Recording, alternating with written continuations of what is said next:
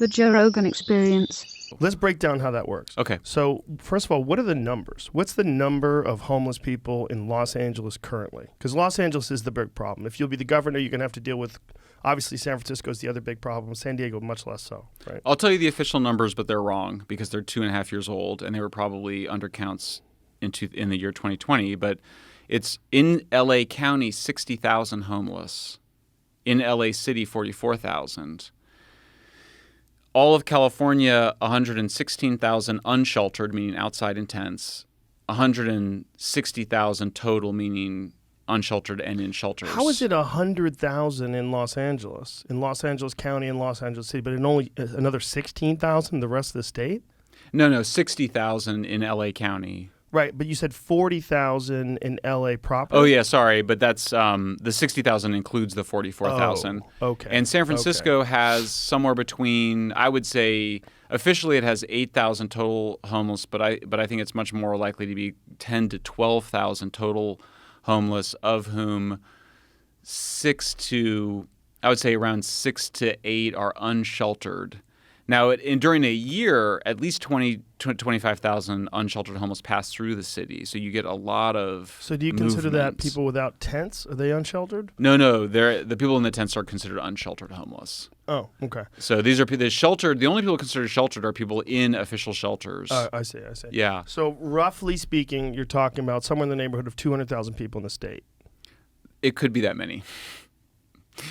It's a daunting task when you consider it, particularly since the models that we have are of the 5 European cities that shut down their homeless encampments. One thing I discovered is that the Europeans called them open drug scenes. We euphemistically refer to them as homeless encampments, which makes them sound like they're making marshmallow s'mores. Yeah, and also it brings us back to that they're down on their luck narrative. Right, That's that they're not Okies is the picture. They're just Okies. They just can't afford the rent. No.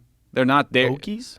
Well, remember Grapes of Wrath, the John Steinbeck novel is they came from the Dust Bowl in Oklahoma. They came to California, and then they lived in tents. And so this archetypal, when people that would never go and talk to homeless people or much less interview them, they look at those tents and they go, "They're poor people."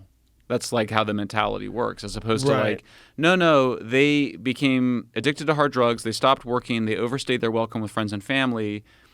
They usually often stole money or lied or cheated from the folks they were staying with, and then they were finally kicked out onto the street, and then they go just live in the open drug markets, and the open drug markets become the open drug scenes.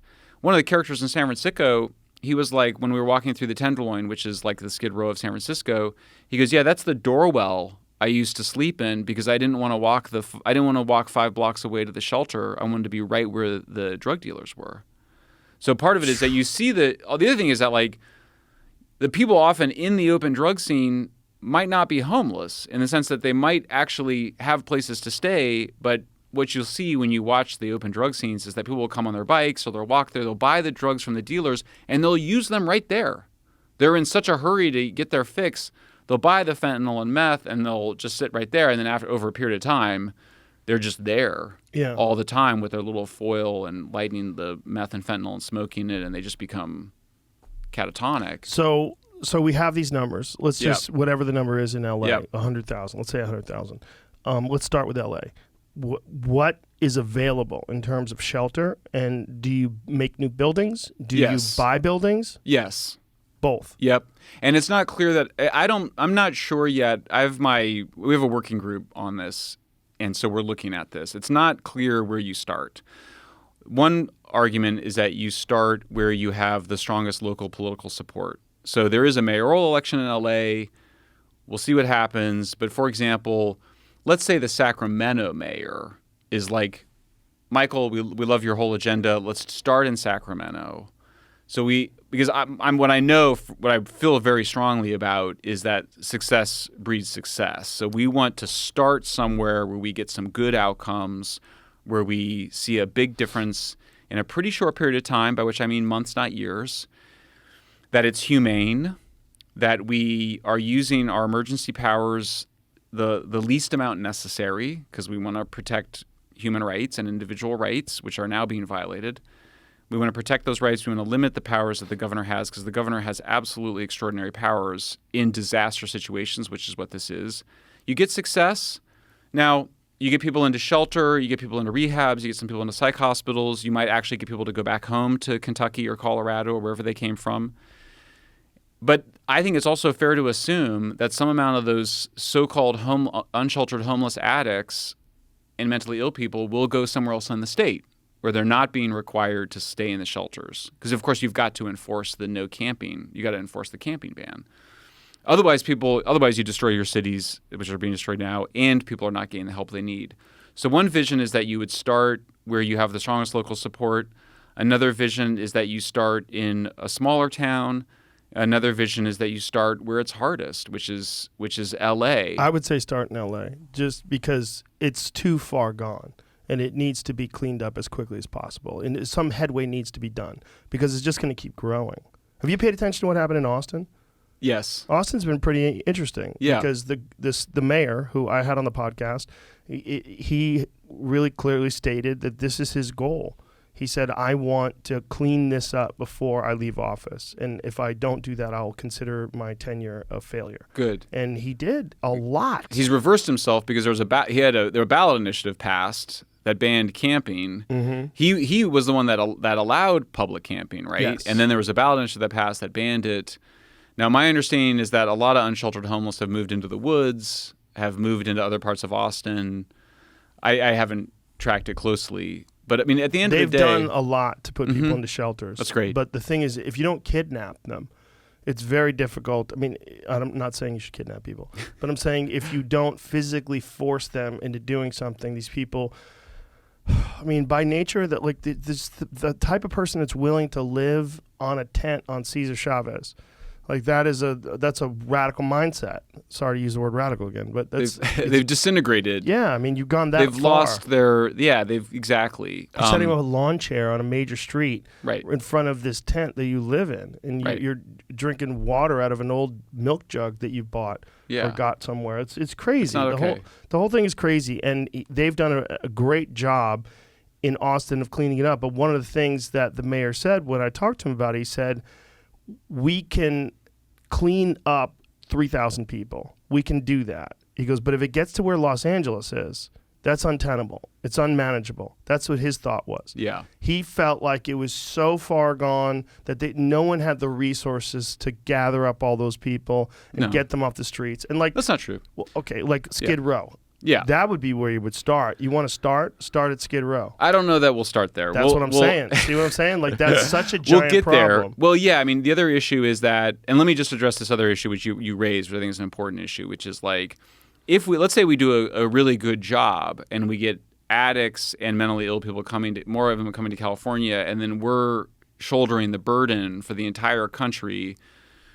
There's two answers to that. First is that we're going to need to ask the states that sent us their people to share that burden, or we're going to need to go to Congress and be like, look, if we're going to treat the nation's addicts in rehab facilities, then we're going to need to be reimbursed. We have mechanisms to do that. There's also a real danger if this becomes a place where people can go to clean up and people can go to be taken care of, that more people come, and then crime increases, and then more people leave the state. Right. Which, I mean, the numbers of people that have left California over the last couple of years are staggering. That's right. We need all the other issues. Yes, that's definitely a concern. So you also need more police officers. So I point out, you don't have to choose between mass homelessness and mass incarceration, but that means that you need the three key Ps: more police, more psychiatry, and more probation. So that is for sure part of this agenda. I think the other part of it that's not appreciated is that you need more development. When you visit Skid Row, so I've been in Northern California since 1993.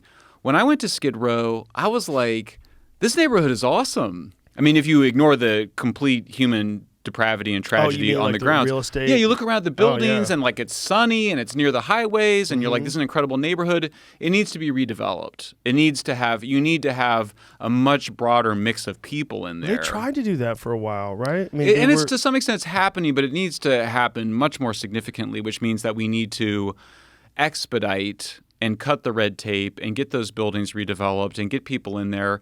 And then it means that a lot of those services, you don't have there's no constitutional right to just go to be in Skid Row or in downtown LA or downtown San Francisco and just be given a free apartment. If you want rehab, or if you were arrested and given the choice of rehab or prison, the rehab you might get might be in Fresno or Bakersfield, or it might be in Yuba County, or it might be in the Sierras, and that might be where that might be the best place to be.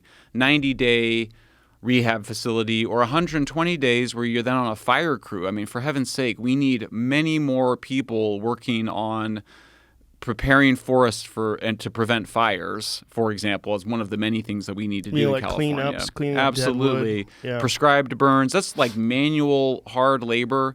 Not everybody's going to do it. Some people might learn Python at rehab. Some people might learn woodworking. Python? That's just a basic programming language. Oh, I'm sorry. But I the thought idea you were is, talking about cleaning up pythons in Florida. You're going to ship them out to Florida?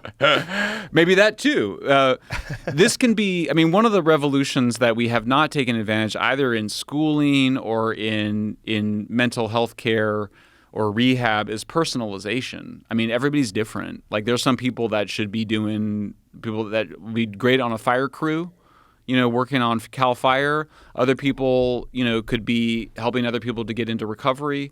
So we can do all those things with a centralized system, with a really good centralized system. And the other key ingredient that we don't have is professional, assertive case managers, where somebody is tracking your progress. If you're arrested or you overdose and you go into rehab, before you get out, there's a plan for you so that you don't just go right back on the street and start smoking fentanyl and overdose and die or just become an addict again. There's some plan for you, and we're going to keep a close eye on you and make sure that you commit to that plan. We know that people relapse, but we can reduce that amount of relapsing with a really engaged, good, assertive case manager. And it may be that this is someone who does have a potential to be reunited with his family in Ohio. If that's the path, that's great, and I'll work with the governor of Ohio to get that done. I'll work with the Congress to make sure that there's Medicaid money for that person to get fixed and repair their life.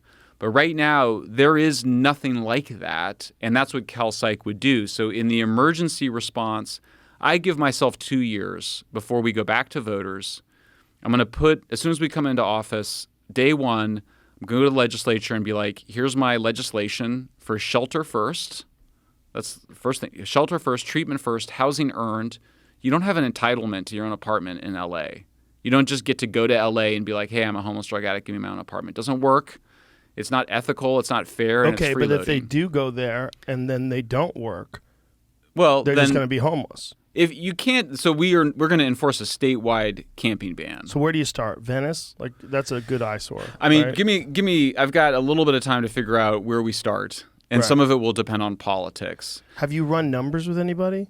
We're doing that right now. Yeah. So it seems like it's going to. We're going to come in on my inauguration day with legislation that goes in front of the legislature, and I'm going to take emergency actions as governor to deal with the disaster.